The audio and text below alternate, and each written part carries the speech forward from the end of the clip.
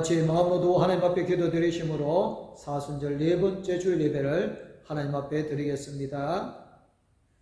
우리에게 있는 대제사장은 우리의 연약함을 동정하지 못하실 리가 아니요 모든 일에 우리와 똑같이 시험을 받으신 이로되 죄는 없으시니라. 그러므로 우리는 공의하심을 받고 때를 따라 돕는 은혜를 얻기 위하여 은혜의 보좌 앞에 담대히 나아갈 것이니라. 아멘. 은혜가 풍성하신 하나님 아버지, 찬송과 경배를 드립니다. 성부 하나님께서 온 인류를 구원하시려고 만세 전부터 세우신 구원의 섭리를 따라 독생자를 아끼지 않고 우리를 위해 내어주셨사오니 그 큰 사랑을 참여합니다. 모진 고통과 조롱을 참으시며 성자 예수님께서 십자가에 못 박혀 보혈을 흘리심으로 우리 죄를 사하셨으니 그 큰 은혜에 감사를 드립니다. 사순절 기간에 성령님의 감동으로 이 모든 것을 깨닫게 된 저희는 구원의 기쁨이 충만하여 삼일째 하나님께만 예비하며 영광을 돌리고 있습니다.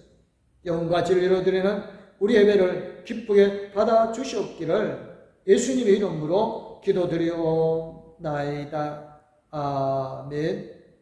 다같이 찬송가 31장 하나님 앞에 찬양 드리겠습니다.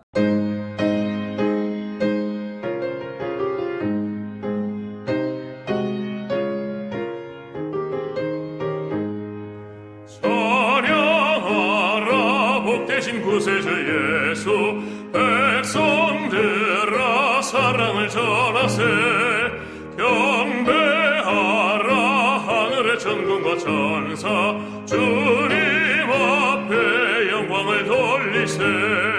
목자같이 우리를 지키시고 종이 품에 늘어나 주시니 찬양하라 높으신 권세를 찬양, 찬양 찬양 영원히 드리세. 찬양하라 복되신 구세주 예수, 우리 대신 죽임을 당했네. 구주 예수 영원한 구원의 소망, 경배하며 겸손히 절하세. 찬양하라 우리 죄 지신 예수, 그의 사랑 한없이 크셔라. 찬양하라 높으신 권세를 찬양, 찬양 찬양 영원히 드리세.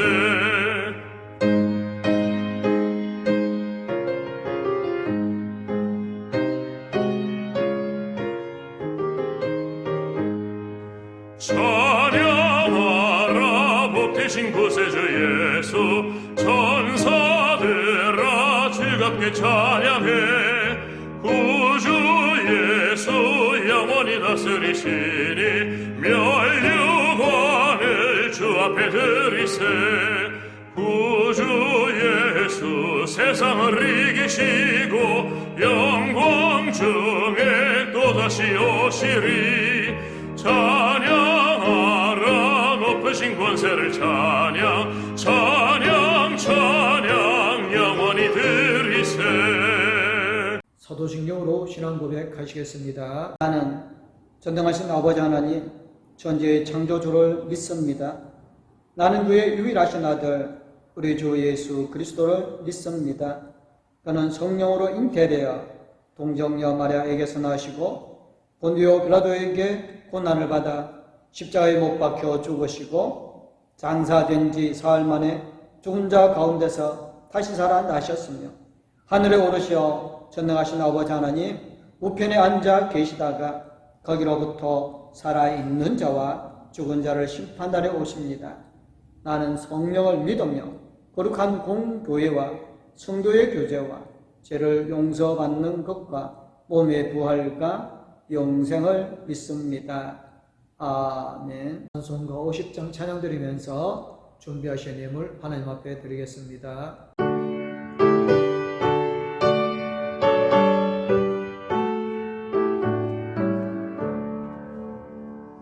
내게 있는 모든 것을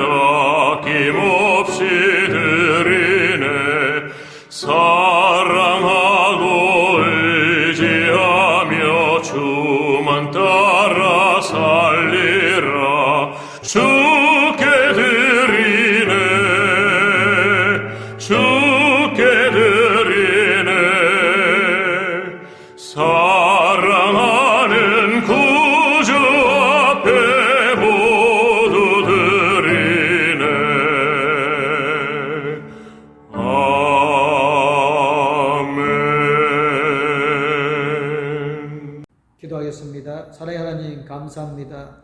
오늘도 저희들에게 하나님의 사랑하는 마음을 주셔서 여러 가지 어렵고 힘든 상황이지만 하나님 앞에 나오게 해주시고 하나님 앞에 나올 때 빈손 들고 나오지 않냐고 정성대로 주임을 준비해 드린 손길, 이 땅의 삶에 우리에게 필요한 것을 주신 것, 그 중에 여러 하나는 내 것이 아님을 알고 거룩하게 구별하여 11점을 드린 손길, 여러 가지 감사의 제목으로 감사의 물 드린 손길, 복음을 땅끝까지 증거하게 하여 성경을 드린 손길, 세상을 이롭게 하게 하여 교회 장기 발전 애물 드린 손길, 호전을 양성하여 장학 애물 드린 손길, 어렵고 힘든 자를 돌아보게 하여 구제물 드린 손길, 성결의 청결함과 여러 가지 모양으로 하나님께 떨어진 모든 손길의 정성을 하나님께서 기뻐 받아주시고 차고 넘치도록 채워주심을 믿사옵고 거룩하신 우리 주 예수 그리스도의 이름으로 기도드리옵나이다.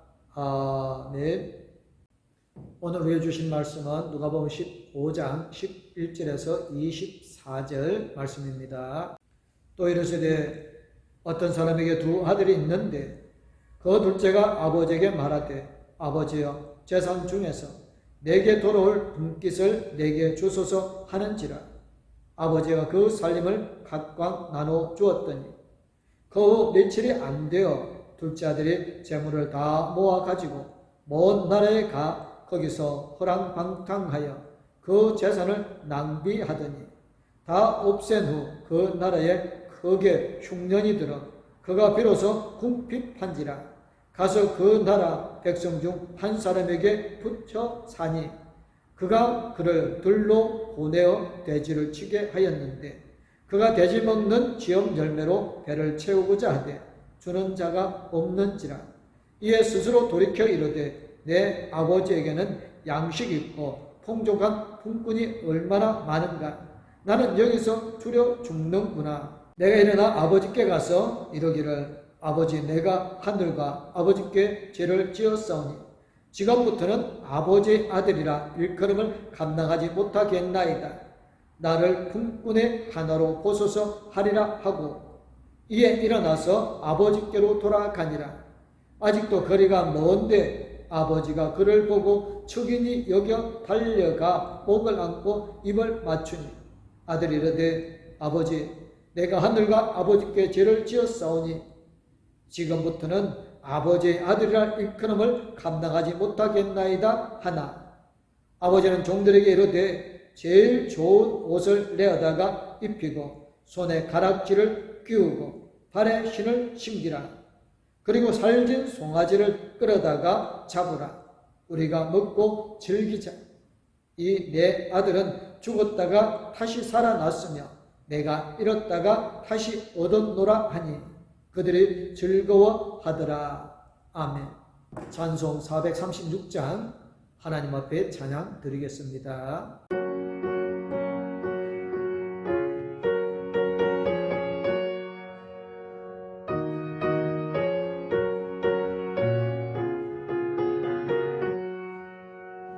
나 이제 주님의 새 생명 얻은 몸 옛것은 지나고 새 사람이로다. 그 생명 내 맘에 강같이 흐르고 그 사랑 내게서 해같이 빛난다. 영생을 누리며 주 안에 살리라. 오늘도 내일도 주 함께 살리라. 주 안에 감추인 새 생명 얻으니 이전에 줬던 것 이제는 값없다. 하늘의 은혜와 평화를 맛보니 찬송과 기도로 주 함께 살리라. 영생을 누리며 주 안에 살리라. 오늘도 내일도 주 함께 살리라.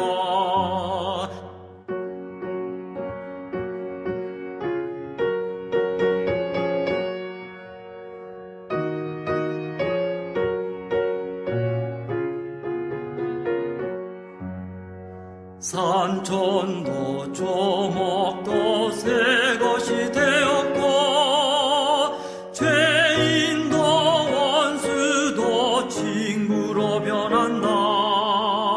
새 생명 얻은 자 영생을 누리니 주님을 모신 맘 새 하늘이로다.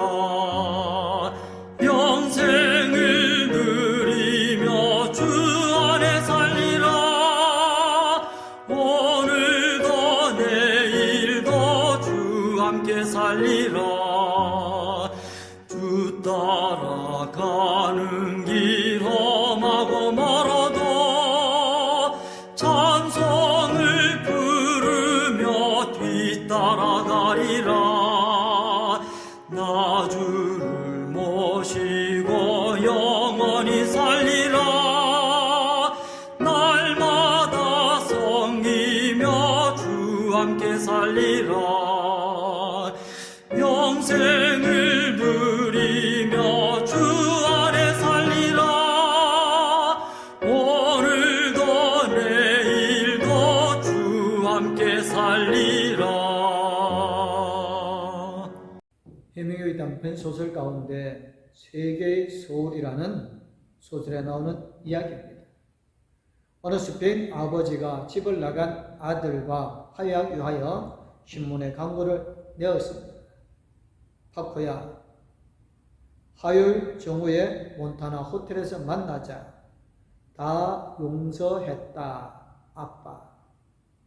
파코는 스페인에서 흔히 있는 이름이라고 합니다. 약속한 날 아버지는 호텔을 앞에 가니까 파코라는 이름을 가진 젊은 남자가 무려 800명이나 나와서 아버지를 기다리고 있더라는 겁니다. 모두가 자기가 먼저 아버지에게 돌아갈 용기가 나지 않는 아들이었겠지요. 아버지가 받아주지 않을까봐, 아버지가 자기를 용서하지 않고 있을까봐 두려워서 아버지에게로 가지 못하고 있었던 것이겠지요. 오늘 예수님의 비유도 아버지를 떠나서 집을 나간 아들에 대한 이야기입니다. 오늘 말씀 전반부는 집을 나간 둘째 아들이 주인공입니다. 여기서 아버지는 아주 소극적인 모습만을 보여줍니다. 둘째 아들이 아버지의 재산 가운데 자기에게 돌아올 몫을 달라고 요구하자 아들이 요구한 그대로 살림을 두 아들에게 나누어 줍니다. 사실 이 일은 그 시대 상황으로 보면 대단히 드문 일이었습니다. 작은 아들의 요구는 아버지를 죽은 사람으로 취급하는 일이라고 합니다. 더 이상 아버지를 여기지 않겠다는 거지요. 그러면서도 아버지의 재산을 내놓으라고 하니 참 어이없는 일입니다. 아버지 입장에서는 공개적으로 모욕을 당하고 망신당하는 상황이 벌어진 것입니다. 하지만 아버지는 단 한마디도 하지 않았습니다. 다만 작은 아들의 요구를 그대로 들어줍니다. 둘째 아들은 자신의 허영과 욕망 때문에 가족을 등지고 고향을 떠나고 자신의 종교마저 버렸습니다. 그는 아버지의 집으로부터 아주 멀리 떠났습니다. 그것은 그가 돈을 탕진하고 나서 돼지 치는 일을 한 일인 것으로 보아서 알 수 있습니다. 이스라엘에서는 돼지를 기르지 않았습니다. 율법에는 돼지는 부정한 짐승으로 분류하고 있기 때문에 돼지고기를 먹지 않았고 돼지를 기르지도 않았던 것입니다. 그런데 둘째 아들이 먼 곳에서 돼지를 기르고 있었던 거니까 이스라엘에서 멀리 떨어진 곳과 거리상으로도 그렇지만 종교나 문화적인 전통이 아주 다른 먼 나라로 간 것이고 거기서 둘째 아들은 돼지 치는 일을 했으니까 자기의 종교적인 전통조차도 버린 것이지. 이것으로 보아서 또 하나 알 수 있는 것은 거기에 진정한 친구가 하나도 없었다는 것입니다. 좋을 때는 좋았지만 어려울 때는 모두가 떠나버렸지요. 돈도 떨어지고 설상가상 그저께 큰 흉년이 들어서 먹을 것을 구하기가 하늘의 별따기가 되어버렸습니다. 둘째 아들은 상황은 한마디로 보여주는 것은 16절. 그에게 먹을 것을 주는 사람이 없었다는 대목입니다. 그의 곁에는 아무도 없었습니다. 도와줄 사람도 없었고 의지할 사람도 없었습니다. 둘째 아들은 철저하게 버려져서 혼자 남게 되었습니다. 그제서야 그는 제정신이 들었습니다. 함께 놀러 다니던 친구들 다 떠나고 옆에 아무도 없게 되고서야 정신을 차리게 된 것입니다. 그리고 그렇게 되고 나서야 깨닫게 된 것이 있었습니다. 자기에게 돌아갈 곳이 있다는 것입니다. 나에게는 아버지가 있다는 것입니다. 그래서 그는 일어나서 아버지에게로 갑니다. 갈 곳이 있다는 것, 돌아갈 사람이 있다는 것이 얼마나 다랑스러운 일인지요. 아까 해밍웨이 소설에 나오는 수많은 파코들처럼 돌아가기를 원하는 사람들이 얼마나 많은데 그 중에서도 나에게 아버지가 있다, 나에게는 돌아갈 곳이 있다는 것이 얼마나 감사한 일인지. 물론 둘째 아들은 아버지가 자기를 환대할 것이라고는 생각하지 않았습니다. 그래서 아버지를 만나면 할 말을 연습을 합니다. 아버지, 내가 하늘과 아버지 앞에 죄를 지었습니다. 나를 더 이상 아버지 아들이라고 불릴 자격이 없습니다. 나를 품꾼의 하나로 삼아 주십시오. 최대한 불쌍하게 보이려고 연습까지 한 것입니다. 그래도 그는 아버지가 자기를 모른 채 하지는 않을 거라고 믿었습니다. 자기를 하루로 받아들여 주시지는 않을지언정 내치지는 않을 것이라는 믿음으로 그는 일어나 아버지에게로 갑니다. 오늘 말씀의 후반부에는 아버지가 전면에 등장을 합니다. 여기서 아버지는 앞부분과 너무나 다르게 아주 적극적으로 모습을 보여줍니다. 둘째 아들이 아직도 먼 거리에 있었는데 아버지는 그를 알아보고 척연히 여겨서서 달려가 그의 목을 껴안고 입을 맞춥니다. 우리는 이 장면을 보고 상상합니다. 아버지가 그냥 집에서 볼일을 보면서 있었던 게 아니라는 것입니다. 내일을 하루같이 동네 여기에 서서 혹시라도 아들이 돌아오지 않을까 기다리고 있었을 것입니다. 해밍웨이 소설에 나오는 아버지처럼 사방에 포스터를 붙여서 아들에게 돌아오라고 다 용서해 놓았다고 써 놓았을 것입니다. 둘째 아들이 오는 것을 보고 아버지가 한 행동, 입을 맞추고 옷과 반지와 신발을 선물하고 잔치를 여는 것은 아들에 대해 공개적인 망신당한 아버지가 할 수 있는 행동이 아니지요. 아들이 거짓골을 하고 왔을 테니 신발을 신게 하고 모욕을 시켜주고 먹을 것을 주는 정도야 할 수 있다고 해도 잔치까지 여는 건 좀 지나치다, 좀 과하다 할 만한 일이지요. 그런데 이 이야기는 비유입니다. 여기서 아버지는 하나님을 비유하는 것입니다. 하나님의 마음은 단지 아들이 돌아온다고 기뻐하는 것으로 부족했습니다. 기쁨은 풍성함을 통해 완성되어집니다. 아버지는 가장 좋은 옷과 가장 귀한 반지와 가장 살진 송아리를 하나도 아낄 수 없었습니다. 이것이 하나님의 은혜입니다. 이것이 은총의 놀라움입니다. 이비의 중심은 아직도 먼 거리에 있는 아들을 보고 측은히 여겨 달렵게 하나 주는 아버지의 특별한 사랑입니다. 둘째 아들은 자기가 아버지를 버렸기 때문에 자기가 다시 아들의 자리를 회복되리라고 기대할 수 없었습니다. 아버지의 종이 되어서 밥이라도 먹고 살기만 바랄 뿐이었습니다. 하지만 아버지는 아들을 잊은 적이 없었습니다. 아들은 아버지를 더 이상 아버지를 여기지 않겠다고 선포하고 집을 떠났지만 아버지는 아들이 아니라고 생각한 적이 한 번도 없었습니다. 이것은 우리의 이야기입니다. 우리는 내가 하나님을 떠났을 때, 내가 하나님에게서 멀리 있다고 생각할 때, 내가 하나님을 잊고 살 때 하나님도 우리를 잊으실 거라고 생각합니다. 하나님은 내가 여기 있는지도 모르실 거라고 생각합니다. 하지만 하나님은 단 한 번도 잠시라도 우리를 잊으신 적이 없었습니다. 늘 우리를 기억하고 그리워하고 기다리셨습니다. 우리는 사람들에게 잊혀질 때 비참해집니다. 사람들이 더 이상 나를 기억하지 않고 나를 알아주지 않으면 끝났다고 생각합니다. 하지만 우리는 더 이상 잊혀진 사람도 버림받은 사람도 아닙니다. 우리는 기억되었고 되찾아졌습니다. 하나님은 잠시도 우리를 잊으신 적이 없었습니다.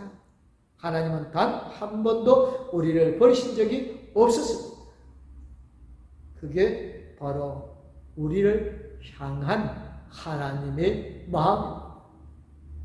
유명한 소설가고 존경받는 목사님이셨던 늘본 전영택 목사님 즐겨하시는 예화 가운데 오늘 말씀을 바탕으로 한 이런 이야기가 있습니다.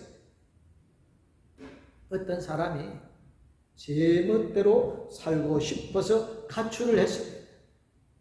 오랜 세월이 지난 후에 너무나 어머니가 보고 싶어서 차마 어머니를 찾지는 못하고 그저 어머니라고 한 번만 불러보려기라도 하려고 한밤중에 몰래 집 앞에 와서 나지막히 어머니 하고 불러보고 돌아가려고 했습니다.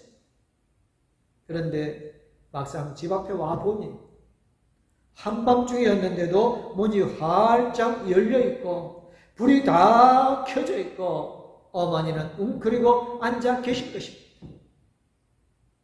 어머니하고 불을 말이 채 끝나기도 전에 어머니는 맨발로 튀어나왔습니다.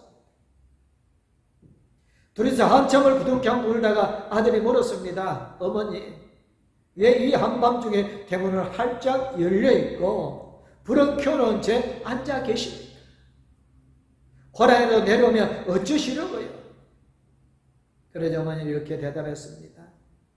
네가 집을 떠난 다음부터는 줄곧 하루도 빼놓지 않고 너를 기다렸다.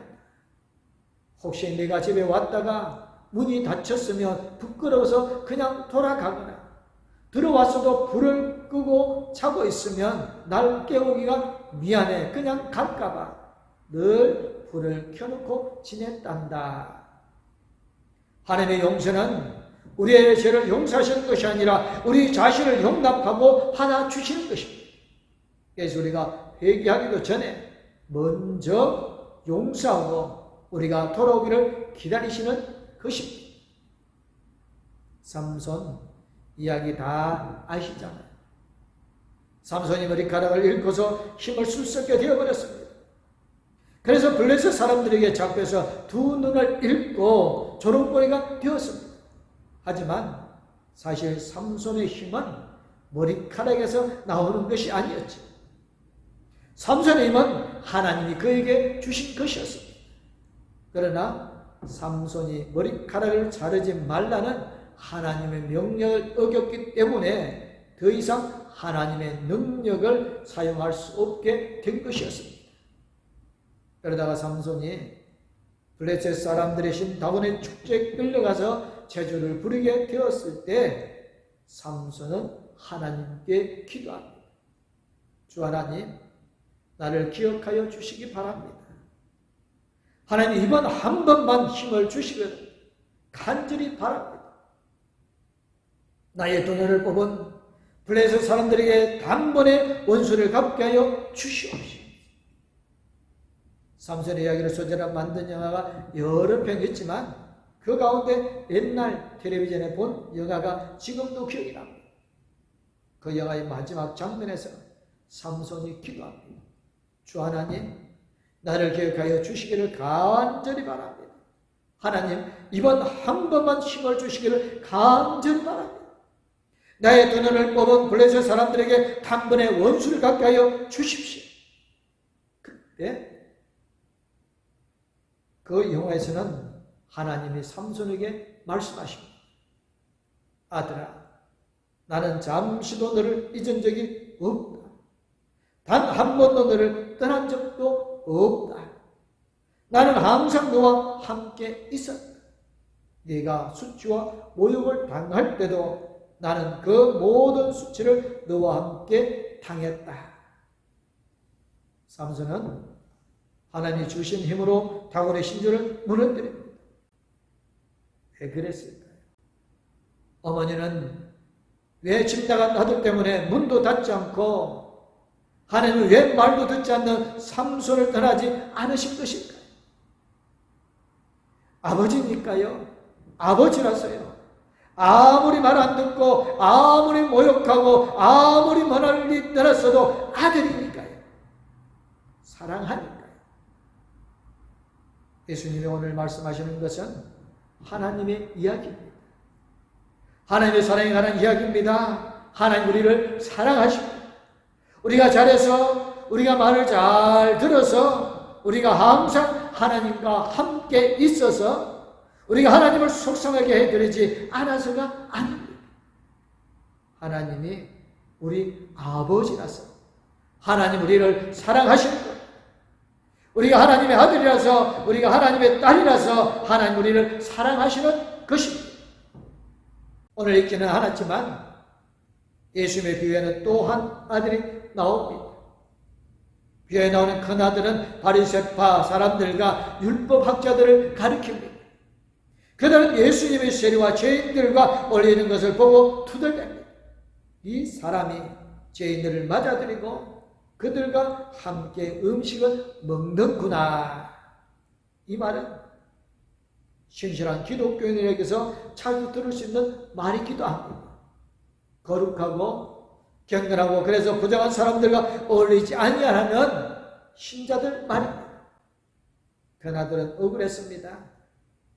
그는 내가 한 만큼 대접받지 못했다고 생각합니다. 나는 정당하게 대접받지 못하고 동생은 가불하게 대접받았다고 하면서 화를 냅니다. 아버지가 자기에게 한 일이 자기의 기대에 미치지 못했다고 합니다. 아버지는 작은 아들에게 그랬던 것처럼 큰 아들을 나무라지 않고 큰 아들의 모든 비난을 감수합니다.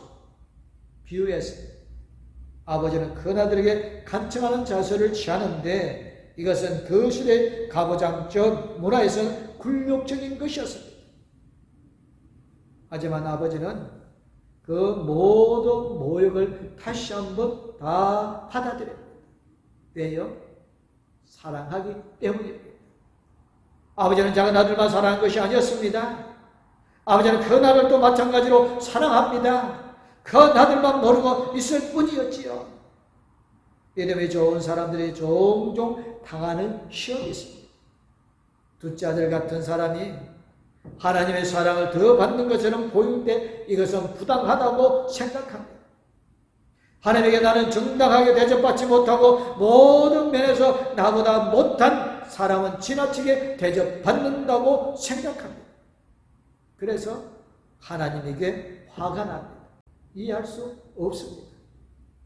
하나님은 공평하지 않은 것 같습니다. 하나님은 유독 나에게만 냉정하신 것처럼 보입니다. 우리의 마음도 그런 것 아니겠어요? 우리는 하나님이 불공평하다고 생각합니다. 하지만 하나님은 우리를 사랑하십니다.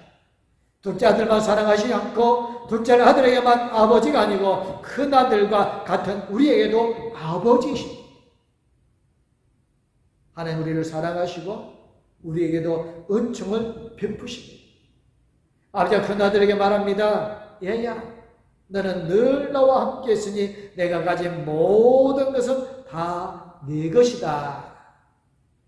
오늘 비유는 생명을 주신 하나님의 사랑과 자비에 관한 것입니다. 적극적으로 손을 내밀어 죄인들을 찾고 치유하시는 하나님의 사랑에 누군가를 찾아내고 그를 집으로 돌아오게 할 때마다 그로 인하여서 우리에게 돌아올 것이 줄어드는 게 아닙니다. 둘째 아들이 돌아와서 아버지가 그를 위해 잔치를 베풀었다고 해서 나에게 돌아올 몫이 줄어드는 게 아닙니다. 하나님의 나라에는 더 많은 것이 있습니다. 더 좋은 포도주가 있습니다. 더 좋은 잔치가 있습니다. 더 많은 음악과 더 많은 춤이 있습니다. 하나님에게는 모든 것이 넘치도록 풍성하십니다. 얘야, 너는 늘 나와 함께 있으니 내가 가진 모든 것은 다 내 것이다. 예수님은 말씀하십니다. 내 아버지 집에는 있을 곳이 많다라고 요한복음 14장 20절에서 말합니다. 우리에게는 아버지가 있습니다. 아무도 기억하지 못하고 아무도 불러주지 않는 버려진 사람이 아닙니다. 우리에게는 아버지가 있습니다. 언제나 우리를 기억하고 단 한 번도 우리를 잊으신 적이 없는 풍성하신 하나님, 우리를 한없이 사랑하시는 우리 아버지이십니다. 기도하겠습니다. 사랑하는 하나님 아버지 감사드립니다. 집을 떠난 아들이었지만 한시도 그 아들을 없다고 생각하지 않냐고 잃어버리지 않냐고 그 아들을 기다리는 아버지처럼 우리가 때로는 아버지 하나님 품을 떠나 있었지만 하나님은 한시도 우리 곁을 떠나지 않냐고 우리를 외면하지 않으신 줄로 믿습니다. 아들이 돌아올 때 아버지가 그를 반겨맞았던 것처럼 이 땅의 많은 사람들이 아버지 하나님에게로 돌아올 때 그를 기다렸던 것, 그 사랑을 나타내게 하여 주심을 믿습니다. 하나님은 영원토록 우리와 함께해 주심을 믿사옵고 거룩하신 우리 주 예수 그리스도의 이름으로 기도드리옵나이다. 아멘. 이제는 우리를 죄에서 건져 권하여 주시고 우리가 새 생명을 주신 우리 주 예수 그리스도님은 항상 우리와 함께 하시며 우리에게 복 주시기를 원하시는 하나님 아버지의 그 큰 사랑, 영원토록 우리를 인도해 주시고 동행하여 주실 성령님의 감화 감동 위로 교통 충만하심, 나에게는 아버지가 있다는 믿음으로 살아가기를 원하는 봉독회의 모든 성도님들과 가족들 위해 이제부터 영원토록 함께하옵기를 간절히 축원하옵나이다. 아멘. 하나님, 이 가정을 축복하소서. 하늘에 신령한 복으로 하나님